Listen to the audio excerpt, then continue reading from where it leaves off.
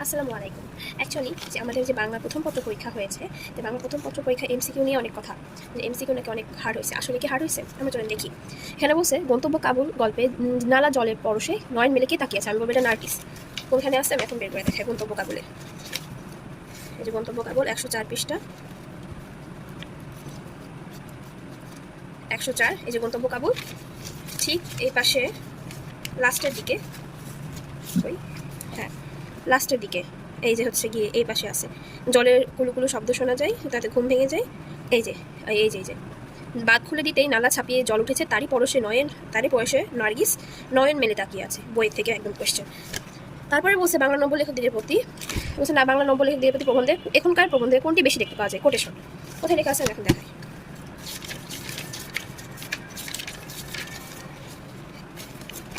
এই যে এখানে এখানে দেওয়া আছে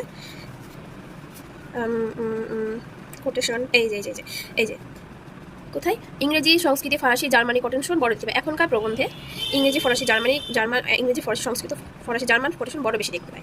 এটা হচ্ছে গিয়ে বই থেকে আসলো। তারপরে আমার 3 নম্বর প্রশ্ন, যে যৌবনের গান প্রবন্ধে প্রথম জাগরণ প্রভাতে কোনটিকে বোঝানো হয়েছে? আমি বলবো সচেতনতা সূচনা লগ্নে, এটা বইয়ে আছে। আর আমরা যাই যৌবনের গান কবিতায়, যৌবনের গান প্রবন্ধে 85, হ্যাঁ 85 যৌবনের গান। এবার আপনি এখানে শব্দার্থ টিকায় প্রথম জাগরণ প্রভাতে বলতে সচেতনতা সূচনা লগ্নে, ব্যাস গেল। তারপরে প্রশ্ন, বিদ্রোহী কবিতায় শির নেহেরি আমির মতো শিখরি মাদ্রি, এটা হচ্ছে গিয়ে সরাসরি বইয়ে নাই। সরাসরি বই আমি বলবো এটা তীব্র আত্মবিশ্বাস, তবে এটা সরাসরি বইয়ে নাই। তবে আমি হচ্ছে জেমিনি দিয়ে হচ্ছে পড়ার সময় দেখতে গেছিলাম যে চরম দুঃসাহস বলতে বোঝাচ্ছে ঈশ্বরের বুকে এঁকে দিই পদচিহ্ন। এটা হচ্ছে বইয়ের মধ্যে নাই, কিন্তু আমি জেমিনি থেকে হচ্ছে গিয়ে স্টাডি করে তখন এটা বলছি ঈশ্বরের বুকে এঁকে দিই পদচিহ্ন। তো ওইটা হচ্ছে চরম দুঃসাহস। তো চরম দুঃসাহস হবে না, বিপুল প্রত্যাশা তো হবেই না। প্রবল অহংকার, এখানে অহংকার করছে না, সুতরাং তীব্র আত্মবিশ্বাস। এটা আমার ধারণা, এটা ভুলও হতে পারে। তবে আমার কাছে যেটা মনে হয়েছিল যে হচ্ছে চরম দুঃসাহস আর তীব্র আত্মবিশ্বাসের মধ্যে হতে পারে। চরম দুঃসাহস হচ্ছে গিয়ে ঈশ্বরের বুকে এঁকে দিই পদচিহ্ন, এটা হচ্ছে গিয়ে চরম দুঃসাহস। এটা হয়তো বইয়ের মধ্যে নাই, আমি জেমিনি থেকে অ্যাকচুয়ালি হচ্ছে করছিলাম, স্টাডি করছিলাম যে তীব্র আত্মবিশ্বাস গেল। এবার রক্ত সফলতার কথাটি সচেতন কবিতায় কোন ভাব প্রকাশ পেয়েছে? এটা পৃথিবীর ক্রমমুক্তি, বিক্ষুব্ধ মুক্তির পথই শুভচেতনা, এটা অস্তিত্বের জন্য সংগ্রাম। রক্ত সফলতার সূত্র আমি এখন জিনিসটা দেখাই।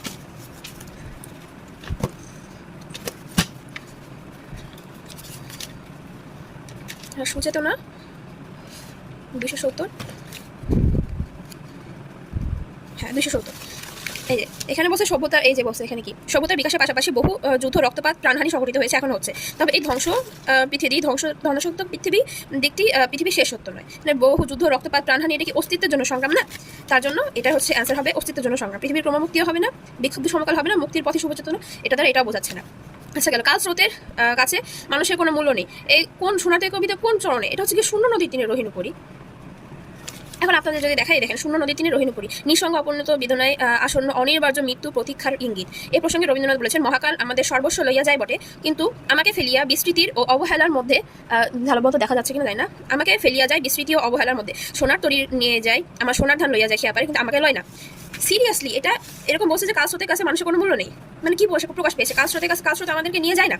শূন্য নদীর তীরে রহিনুপুরী, এই যে মহাকাল আমাদের সর্বস্ব লিয়ে যায়, কিন্তু আমাদেরকে ফেলিয়া যায়। কাল স্রোত কি আমাদের সময়?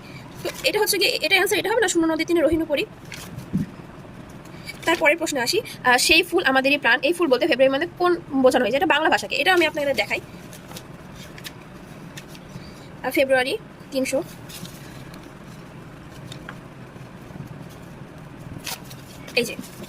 এই যে বইয়ে সেই ফুল আমাদের প্রাণ, ফুল বলতে এখানে বাংলা ভাষাকে বোঝানো হয়েছে। ক্লিয়ার? তারপরে বলছে যে হচ্ছে গিয়ে উদ্দীপকে তাহারেই পরে মনে কবিতায় প্রকাশ পেয়েছে কি? ভাই এখানে হচ্ছে গিয়ে তাহারেই পরে মনে, এই কবিতাটাই তো স্মৃতিকাতরতা। এখানে সৌন্দর্য প্রিয়তা হবে না, স্নেহপরায়ণতা হবে না, স্মৃতিকাতরতা উদাসীনতা হবে না, তো স্মৃতিকাতরতা হবে না, তোমাকে যেন না যায় ভুলে। তাও আমি হচ্ছে গিয়ে একটা জিনিস দেখাই। তো এই জিনিসটা অ্যাকচুয়ালি স্মৃতিকাতরতা হবে, কারণ তাহারে পরে মনে কবিতার ভাবটা এরকম। এখন পরের প্রশ্নে আসছি, যে হচ্ছে গিয়ে উক্ত প্রকাশিত বিষয় সম্পর্কে কোন চরণটি অধিকিয়া?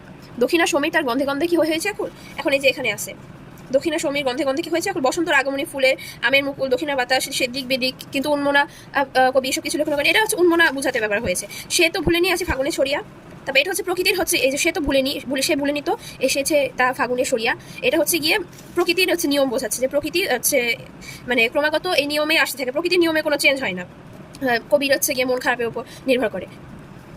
এই যে এই যে এই যে বসন্তের আনিতে ফাগুনে সরিয়া কবি বন্দনা রচনা করেছে, বসন্তকে রচনা করে বসন্তকে বর্ণনা করলেও বসন্ত অপেক্ষা করেনি, ফাগুন আসার সঙ্গে সঙ্গে প্রকৃতি বসন্ত এসেছে, মানে এটা প্রকৃতির হচ্ছে গিয়ে প্রকৃতিতে আসবেই এরকম একটা হচ্ছে গিয়ে পঙ্ক্তি এটা মিনিং নির্দেশ করে। তারপরে যদিও এসেছে তুমি তারা করিলে বিথাই, যদিও এসেছে তো কই গেল, যদিও এসেছে তুমি তারা করিলে বিথাই, এই যে করিলে বিথাই, এটা হচ্ছে কি বলছে ব্যর্থ করলে, কবি ভক্তের অনুযোগ বসন্তকে কবি বরণ না করায় বসন্তকে ব্যর্থ করছে, এটা হচ্ছে গিয়ে এই জিনিসটার মিনিং তোমাকে যেন না যায় ভুলে, এটাও মিন করে না। তার মানে এটা একেবারে বলবে তাহারে পরে মনে ভুলিতে পারি না কোনো মতে। এখানে হচ্ছে গিয়ে যদি আমি এখানে জিনিসটা পড়ি, এই যে আপনারা তাহারে পরে মনে এই যে এতটুকু জিনিস পড়লে বুঝতে পারবেন যে অ্যাকচুয়ালি এই জিনিসটার মূল ভাব এটাই বোঝাচ্ছে। তারপরে পরের প্রশ্নে আসি, নেকলেস গল্পে মাদাম লোয়েসেলের শারীরিক অবস্থা খারাপ হওয়ার কারণ কি? এটা হচ্ছে গিয়ে দায়িত্বশীলতা। যদি বলতো পরিণতির কারণ কি, তাহলে উচ্চাভিলাষ হইতো, কারণ উচ্চাভিলাষের কারণে হচ্ছে গিয়ে তার হচ্ছে গিয়ে আজ করুণ পরিণতি, কিন্তু শারীরিক অবস্থা খারাপ হওয়ার কারণ হচ্ছে গিয়ে দায়িত্বশীলতা। কারণ হচ্ছে তার যখন হচ্ছে নেকলেস হারায় যায় তখন তার হচ্ছে গিয়ে চাকর বাকর ছেড়ে যায়, তখন তাকেই সব কিছু করতে হয়, তখন সারা সংসারের দায় ভার তাকেই নিতে হয়, যার কারণে দায়িত্বশীলতার কারণে তার শারীরিক অবস্থা খারাপ হয়ে যায়। এখানে প্রতিহিংসা হবে না, আবির্জাত হবে না, উচ্চাভিলাষ হবে না, দায়িত্বশীলতা। তারপরে প্রশ্নে আসি যে অন্যের কল্যাণে আত্মনিবেদন করলে প্রকৃত সত্তা উন্মোচিত হয়। উদ্দীপকের ভাবার্থ কোন রচনার সঙ্গে সম্পর্কিত? তাহারে পরে মানে না, এটা স্মৃতি নিয়ে, সুচেতনা না, এটা পৃথিবীর গভীরতম অসুখ, আমাদের সুন্দর চেতনাই হচ্ছে গিয়ে একদিন পৃথিবীকে জয় করবে, এটা হচ্ছে গিয়ে তাই 18 বছর বয়স না, 18 বছর বয়স হচ্ছে গিয়ে তারুণ্যের হচ্ছে বিভিন্ন দিক তুলে ধরা হয়েছে, সুতরাং এটা প্রতিদান হবে। এখন কেন প্রতিদান হবে আপনাদের দেখাই, প্রতিদান 274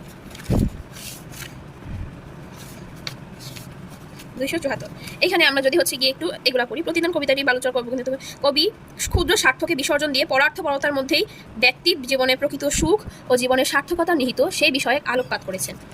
এইটা সেম কথা না? এটা তো সেম কথা, তাই না?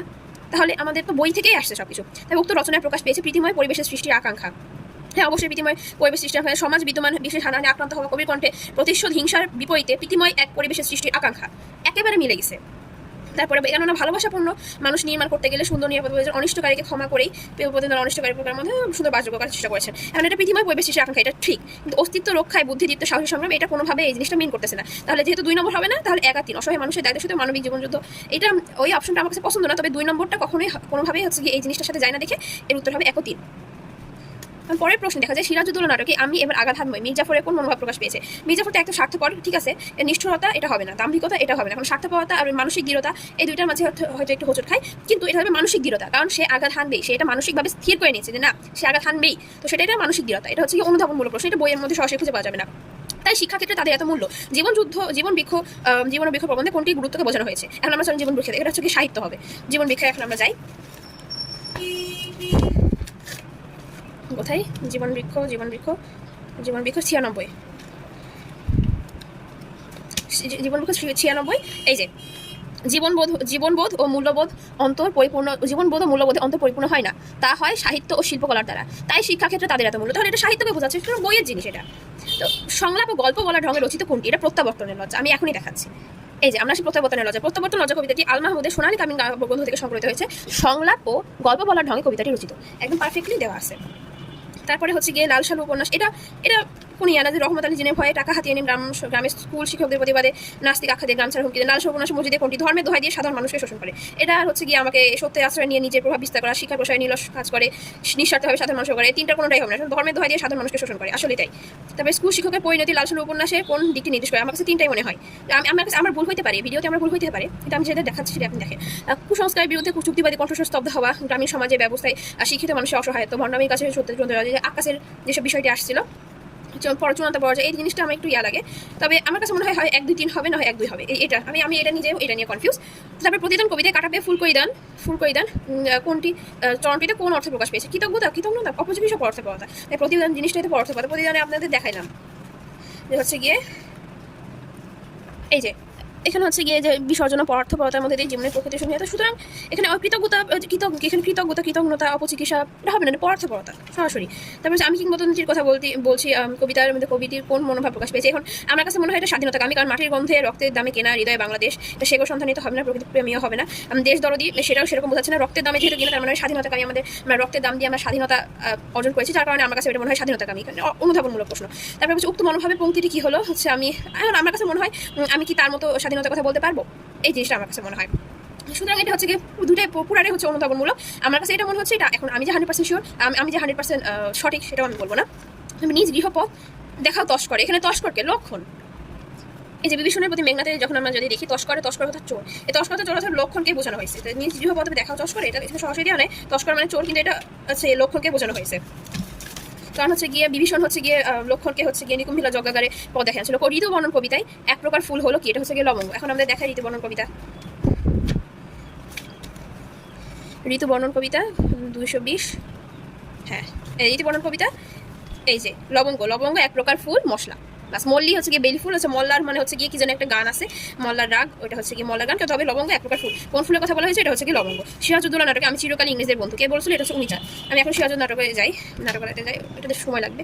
সিরাজউদ্দৌলা নাটক অ্যাকচুয়ালি হচ্ছে এটা বলছিল হচ্ছে ঘোষেটি বেগমের হচ্ছে গিয়ে রুমে যায় বলছিল, ঘোষেটি বেগমের হচ্ছে গিয়ে খানায় গিয়ে বসছিল। এটা না, এটা ঘোষেটি বেগম না, এটা হয়তো রবার্ট ক্লাইভকে যখন চিঠি দেওয়া হয়েছিল তখন হচ্ছে গিয়ে এটা বলছিল। এই যে ড্রেক আমি চিরকালই ইংরেজের বন্ধু, এটা হচ্ছে গিয়ে এই পুরাটুকু হচ্ছে গিয়ে ইয়ার চিঠি, উমিচাঁদের চিঠি। উমিচাঁদ হচ্ছে ড্রেককে যে চিঠি পাঠাইছিল, সেখানে লেখা আছে মাঝে আমি চিরকালই ইংরেজদের বন্ধু, মৃত্যু পর্যন্ত এই বন্ধুত্ব বজায় রাখবো। সুতরাং এই জিনিসটা বলছিল উমিচাঁদ।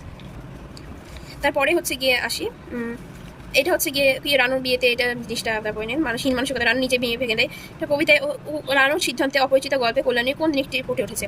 কলুষ সত্তার প্রকাশ, এটা তো একদমই না।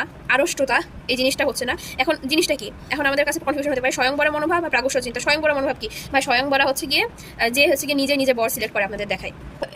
এই যে এটা অপরিচিত গল্পের হচ্ছে গিয়ে এই যে অপরিচিত গল্পের হচ্ছে গিয়ে শব্দার্থ টিকার মধ্যে এই যে স্বয়ংবরা মানে যে মেয়ে নিজের স্বামী নির্বাচন করে, তাহলে এখানে কি হচ্ছে কি আমাদের সেটা বোঝাচ্ছে না? সেটা তো বোঝাচ্ছে না। এটা তাহলে হবে প্রাগস্য চিন্তা, মানে আগে মানে প্রাগস্য চিন্তা মানে এগিয়ে যাওয়ার চিন্তা, হয়তো এটা এরকম। তো উভয় ক্ষেত্রে অধিকতর সমর্থনযোগ্য সামাজিক সমস্যার বিরুদ্ধে জাগরণ, ঠিক। বলিষ্ঠ ব্যক্তিত্বের অধিকারী, অবশ্যই। প্রীতিতান্ত্রিক সমাজে জয়কার, এই দুইটা এই 3 নম্বরটা হবে না, হবে 1 ও 2 আমার কাছে যেটা মনে হয়। তারপর আমরা পরে মোহাম্মদী বেগ কত টাকার বিনিময়ে সিরাজকে হত্যা করতে চেয়েছিল? 10,000 টাকা। এখন আমাদের 10,000 টাকা আপনাদের দেখাই। লাস্টের দিকে এই দেখেন, লাস্টের দিকে যে মিরন, মোহাম্মদী বেগ ক্লাইভ, তুমি কি রাজি আছো? মোহাম্মদী বেগ বলছে 10,000 টাকা দিতে হবে, 5,000 টাকা অগ্রিম। সুতরাং এটা বইয়েরই জিনিস। তারপর হচ্ছে লাল সালু উপন্যাসে হাসুনির মা ঝড় এলে কি করার অভ্যাস? এটা হচ্ছে হইচই করার অভ্যাস। হাসুনির মা খালি ডাকাটাকি করে হইচই করে, আপনাদের দেখাই তাইলে। এই যে ঝড় এলে হাসুনি মায়ের হই করার অভ্যাস। হাসুনি কোথায় গেল রে, ছাগলটা কোথায় গেল রে, এগুলো এটা হচ্ছে গিয়ে বইয়েরই জিনিস। আচ্ছা, তারপরে বলছে যে হচ্ছে কি তোমাকে পাওয়ার জন্য হে স্বাধীনতা আর কতবার ভাসতে হবে রক্তগঙ্গা। এখানে হচ্ছে কি নৃশংসতা হত্যাকাণ্ড। এখন হচ্ছে শেষ চরণটিতে কতবার ভাসতে হবে রক্তগঙ্গায়, এটা হচ্ছে কি রেনকোট গল্পে কোনটিতে সাদৃশ্য রয়েছে? জেনারেল মনসুন, সাবভার্সিভ অ্যাক্টিভিটিস, ক্র্যাকডাউনের রাত। তারপর ক্র্যাকডাউনের রাত, কারণ ক্র্যাকডাউনের রাতে নৃশংস হত্যাকাণ্ড হয়েছিল। এখন যদি দেখাই রেনকোট 194,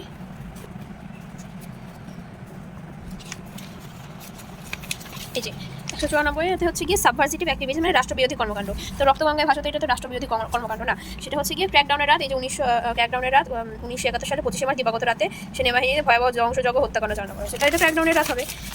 তারপরে বলছে যে উক্ত সাদৃশ্যে কি প্রকাশ পেয়েছে? মিলিটারিদের নৃশংসতা।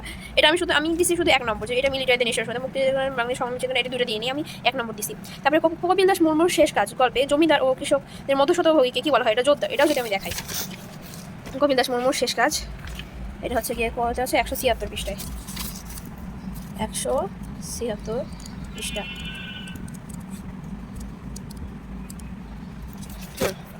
176 পৃষ্ঠায়, 176 পৃষ্ঠায় কই কেন? হ্যাঁ, এখানে শব্দার্থ টিকাই এই জিনিসটা আছে, সেটা হচ্ছে গিয়ে ওই জোরদার। ব্রিটিশ আমলে বন্দোবস্ত বিরোধীদের কৃষকদের জমির মালিকানা চলে যায় জমিদারদের হাতে। এ সময় জমিদার ও কৃষকদের মধ্যে এক মধ্যশতভোগী যোদ্ধা শ্রেণী উদ্ভব হয়। সুতরাং 30টা প্রশ্নই আমাদের মেইন বুকে শব্দার্থ টিকা সারসংক্ষেপ ইত্যাদি পড়লেই হয়ে যাচ্ছে। 30টা প্রশ্নই তো হচ্ছে কি আমাদের বই থেকে আসছে। সুতরাং এমসিকিউ কেন কঠিন হতে যাবে? এমসিকিউ আমরা যেভাবে এমসিকিউকে ডিফাইন করছি, অ্যাকচুয়ালি কি এমসিকিউ এরকম আসছে? বইটা পড়লেই তো হয়ে যাইতেছে।